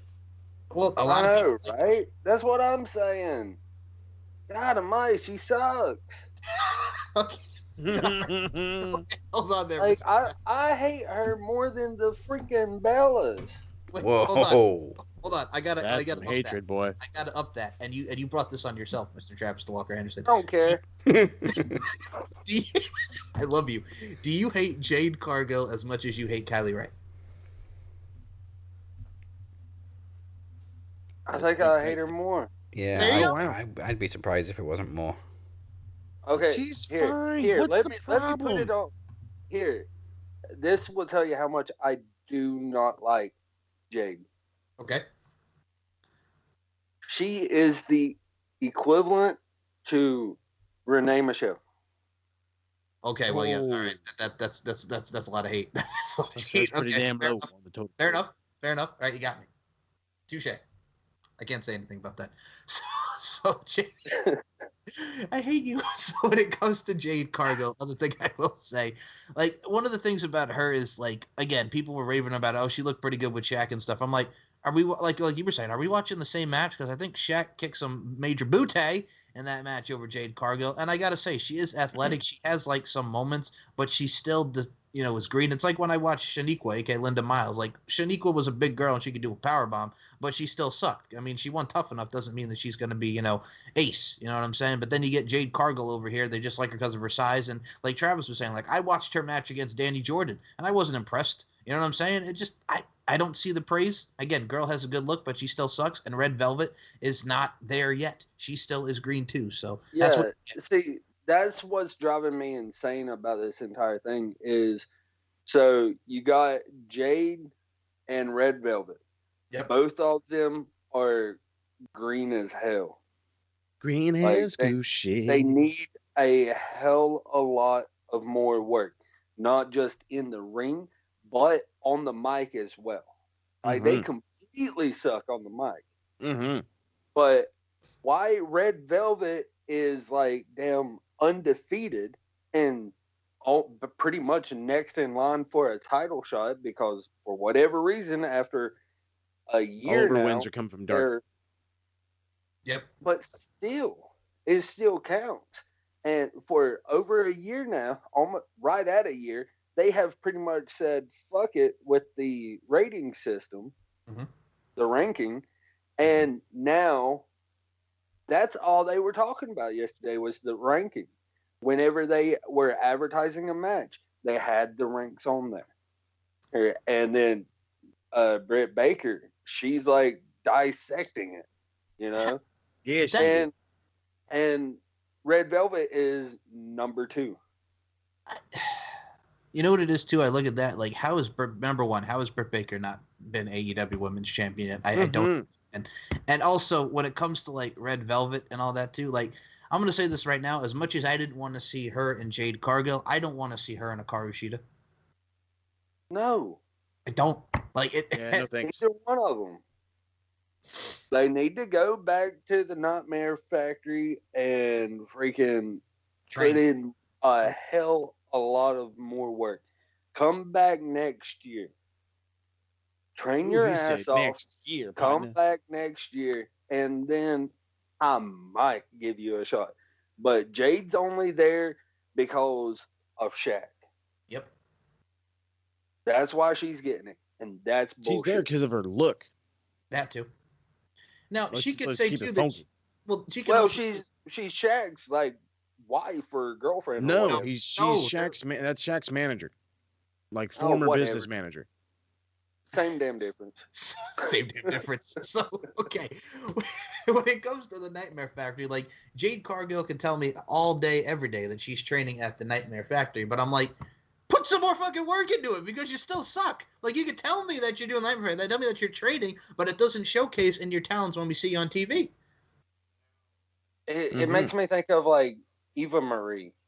Oh god. You know, like sucks, has no ring or mic ability. Almost like, killed Carmella. Like just completely sucks. But they're there for the look. It's the same thing with Cameron. Like Cameron had a nice look too, and she was a pretty girl. But Cameron can't wrestle worth a damn. So I mean, you know what it is too. And like we crap on Lana, but like Lana at least tries. Eva Marie just again almost killed Carmella. She couldn't work, and they only pushed her for the look. You know what I'm saying? The red hair, all red, everything. But yeah, it's one of those things where just get Jade Cargill off my TV, get Red Velvet off my TV, give me anybody that's not them off my TV. And I mean, we also had another women's match with the Alien being back with Chris Statlander and my girl Amber Nova. Oh, she looked good. So hey, real quick, just to make Trav hate Jade a little more, you know she tried out at the WWE Performance Center and back in 2019. Really? Yep. Nice. And she also trained with AR Fox at his academy. Yep. And learned a little bit from Mark Henry while training with Heath Miller. Okay, how do you still suck then? Hey, that's how you know you ain't made for this business. You also got to think they did. Well, at the same time, so if she tried to start in WWE, maybe she got the wrong fucking impression. I mean, to be fair, Mike, Brian Kendrick also tried to train Eva Marie. We were talking about that, and then Eva Marie almost killed fucking Carmella. Well, I'm saying like AEW's. I don't know what the hell they're trying to do with the women's division, because we got Jade and Red Velvet. They did use Cameron. Brandy. I think it was for like one match. They used her for one show. The one show. Yeah, but still. And then they have they have amazing talent. I mean, hell, look at the damn match Britt and Thunder Rosa had. Yep. And now we're resorting back to this bullshit? Yeah. Well, and with Statlander and Amber Nova, like Amber Nova's been on Impact, she's been on NXT, she's now here. Amber Nova has a great gimmick, you know, it's the girl from the garage. I've always said she's like the female Mona Lisa Vito for professional wrestling, because that's what she is. She's an EMT and she's a mechanic. And then you have Chris Statler in there, and I gotta say, for her return in the match, it was not bad. I was cool with it. Do you guys like Amber Nova? I know this might be a first for Moses. Travis, have you seen Amber Nova before? Brand new to me, bud. Okay. Yeah, so we know Amber Nova. Daz, obviously you've seen Amber Nova. Have I? Dude, wait a minute, man. She was on NXT with teaming with Rebel, very at that time, and she was in Impact when they were GFW, and she was Oh, that's a long time ago. I love how this motherfucker's just bringing out everybody's name, and I'm like, I beg your pardon. Okay. I've seen her a couple times on the indie scene. Thank you. So at least Travis knows what I'm talking about. Travis will back me up. What's that? Travis is lying. Travis lying. You're still bitter that I whooped your ass last week. Oh, what? Don't even call my goddamn lawyer.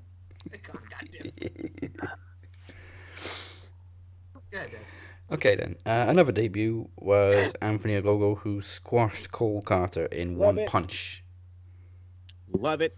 Don't fucking change it. It was that quick. I think it was over by the time I wrote Cole Carter's name, so I didn't forget it.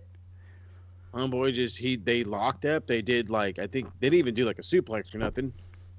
Dude got some offense in, and Anthony Ogogo was like, no, watch this punch, and boom, right to the gut. Homeboy went down and shit his pants. Ref's like, nope, there's poop. Get out. Everybody, nope, we're done. I gotta say something about Anthony Ogogo. First and foremost, love him, and number two, hell of a boxer. He's a good boxer. Yeah. Over 350 fights, I believe, 180 plus knockouts. Yeah. Very good middleweight. Beautiful. I believe he was a bronze medalist. Yeah. Because I don't remember him in silver or anything. So is this his new feud, Cody, with Anthony Ogogo?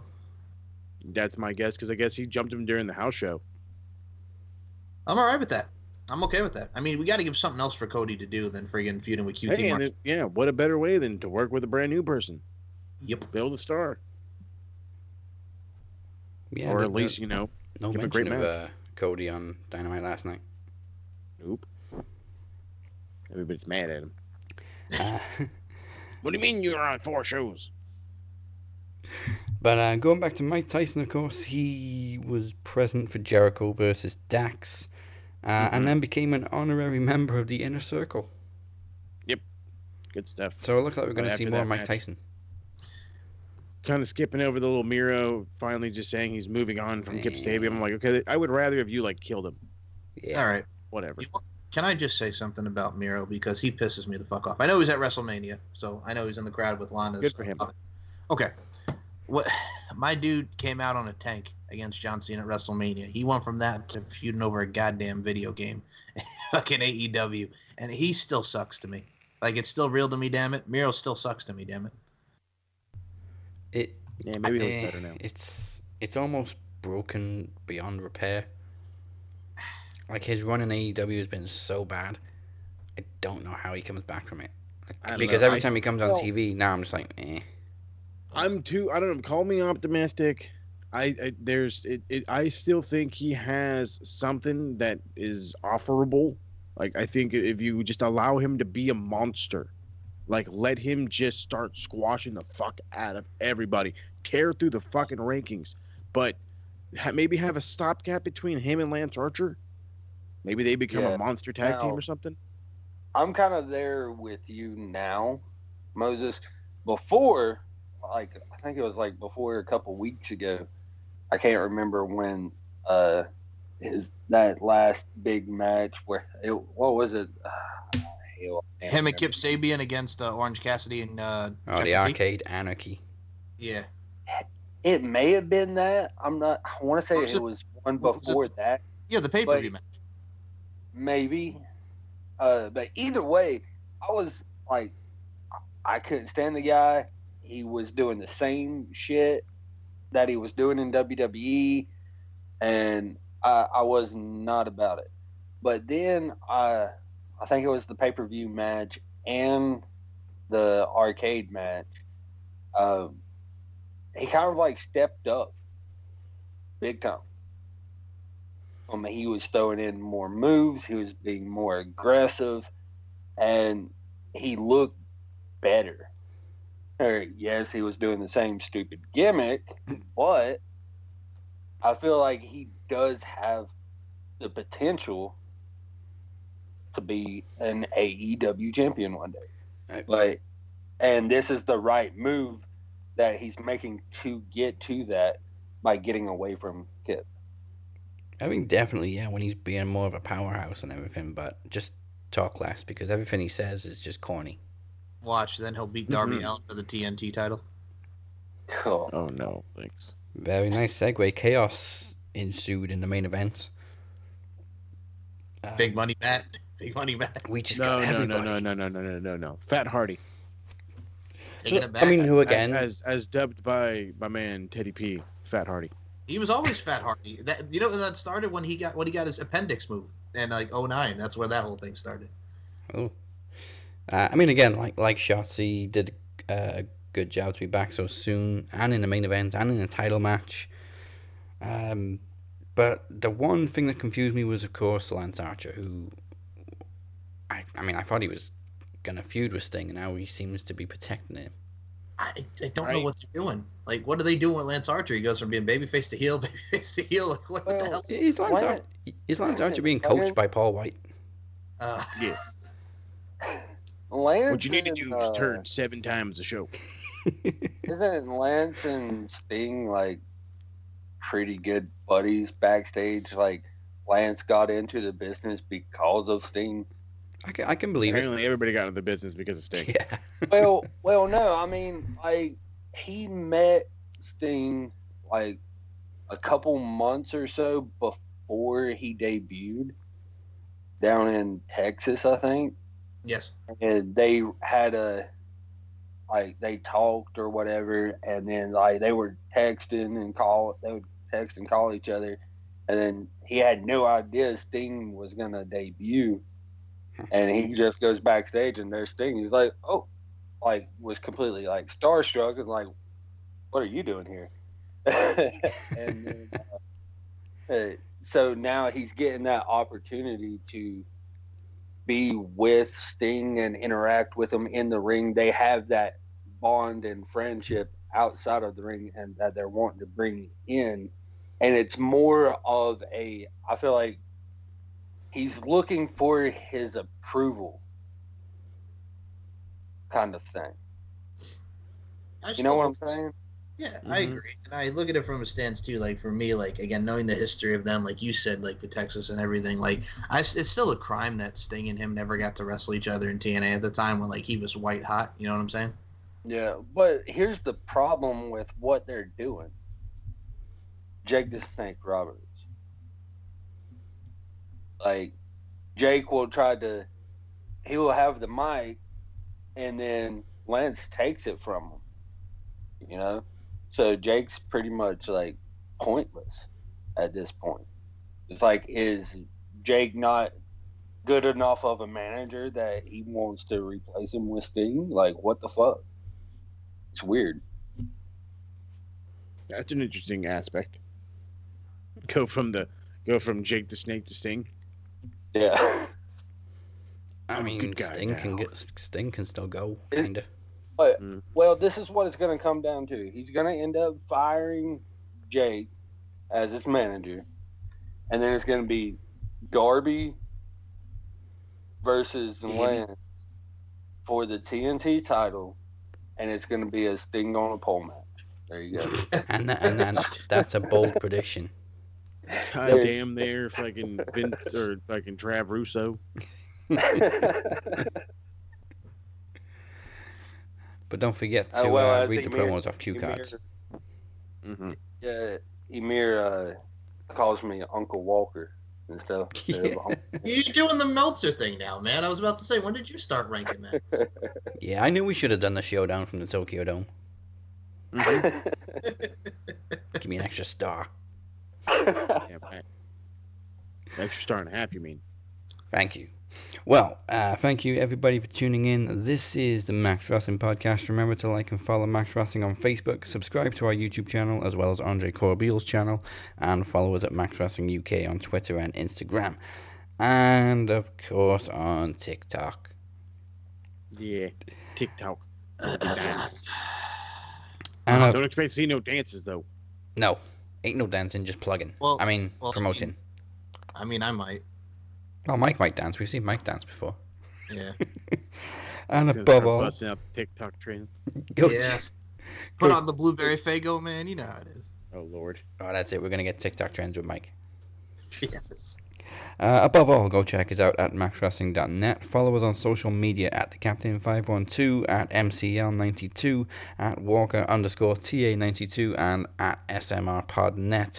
Before we tap out and bid you adieu, remember, Twitch makes Vince's dick itch, and everyone on that Anchor thinks he's a wanker, including Moses Marquez. Absolutely. Make sure you're following also twitch.tv/BigMo2425. Monday, Wednesday, Friday, and Saturday streaming now. Holy crap, I just can't help myself now. Honestly, I like to play the game, so I might as well stream. So come have fun with me. I had a legit 45-minute conversation about the post show of WrestleMania the second night. So we talk about everything. I had a guy that was in there. He wanted to talk about baseball. We talked baseball. One dude talked cars. We're in there having fun. Listen to me scream and yell while I'm fucking getting killed. You might hear my keyboard break, and you might see my mouse flip a few times. It's okay. It's going to be fun. And yes, my man Yoda's hanging out at tableside, so don't forget about Yoda. Kind of like Tommaso Ciampa at the end of that promo. That's right. God damn it, fucking flip some shit. Mike, who you been talking to? Okay, well, you guys can check out the latest editions of On the Mic with Mike. I just recently spoke with Molly Spartan, the wife of NXT UK superstar Wolfgang. We talked about ICW. We talked about UK wrestling as a whole. We talked about her on ICW Fight Club on the WWE Network. It was a lot of fun conversation, really just shooting the breeze on pro wrestling with someone who's very passionate about it, as Miss Molly Spartan is. Just had another On the Mic with Mike with Catfighter and model Angelina Knight doing the damn thing, man. You know how it is, man. SM Show 1, MCL 92, StephenMikeShow.com, SoundCloud.com/MC Larkin 92. Check out Beauty, Strength, and Dominance, the 3 key elements that make women the work of art that they are, at LaundryFC.com. And more of the Instagram TVs, uplifting and empowering, may have a new name thanks to you, Mr. Dazzy Dangerously, with your ideas and your styling and profiling with your logos. Coming to M. Larkin MB. Man, I've just talked about birthdays. We've talked about a lot of stuff. I got a lot of topics I want to say to the people. And I've always said, if you could touch one person, it's worth it. You know what I'm saying? If you could touch that person's heart, doesn't matter if it's the masses, but you could touch somebody's heart. It's a beautiful thing. So yeah, it's all love every day, boys. And of course, you can check me out as 1/4 of the Max Wrestling Podcast, The Horseman, and that is a bold, bold, bold statement. Hey, design is what I do. Hey man, It's what you do, Mr. Mark Henry over here. Huh? And Travis, you will have stuff to plug too very soon. Looking forward to it. Oh yes, starting next week. Next week. Oh, I gotta play him twice. Next week. So next week, I hate that we can't talk Impact anymore. So why not have our own show dedicated to Impact Wrestling? I'm gonna start a new show for Max called Max Impact. It's gonna be fun. I already have my first guest, which is gonna be the new group MVP Hakeem, and we're gonna talk and review Impact. We're also gonna use that time slot for promos, just to do some extra promos or free up time on the main show. I'm gonna do the ratings on there. Everybody seemed to love and enjoy me rating the matches, so it's gonna be a lot of fun. So I cannot wait to brace for Impact and take it to the max. Yeah, buddy. Yeah, it's very unique as well, because it is, as you said, kind of part of the Max banner, but it's your own thing. I was telling him, I think what's great about what we do at Max is, I'm going to say this, I think you guys can agree. We got this show, we got Beyond the Max, we have Net Picks, and now we got Max Impact. So it's all under the umbrella, and it's going to be a lot of great content for the people to listen to. Yes. Yeah, this is damn right. It's going to be a lot of fun because, like, I'm not just going to have wrestling fans, like Impact fans, that follow each week. I'm going to have people on there that hate Impact. You know, I'm going to use this time and this show to kind of convert people over to the Impact brand and just open their eyes to another wrestling show. I mean, we got so much going on with AEW and Impact. Like, if you're watching Impact, if you're watching AEW, you need to be watching Impact also. Who knows? Because Kenny might lose the AEW title belt to an Impact star. You never know. So that's little things like that are what we're going to talk about. I will say this: it will last longer than New Japan Max Wrestling. Yeah. Well, that's because you at least I hope so. I'm gonna just say it. This show is gonna be a trial run. You know what I don't like is that obviously Tony Khan has his paid spots on Impact, but we don't get Scott D'Amore on Dynamite. No. We should. And speaking of extra content, after this show, look out for a special behind-the-scenes look at the Cinematic Showdown exclusive to YouTube. It's gonna show you some of what went into making it, some couple of outtakes, and there's a couple of reactions from myself, from Phoenix, from Chad, who is actually the cameraman, and also a special little appearance from the Kingpin. That's right, Chad, the cameraman. And join us next week. Because guess what? Impact is back. Obviously, we can't cover it every week with the new schedule, but we will be predicting Rebellion next week and hopefully bringing that Predictions Championship back home and featuring Omega versus Swan title for title. Looking good. This was episode 318. We will catch your ass down the road, and that's the bottom line. Goodbye, mwah, and good night. Bang. Chuckle fucks are us.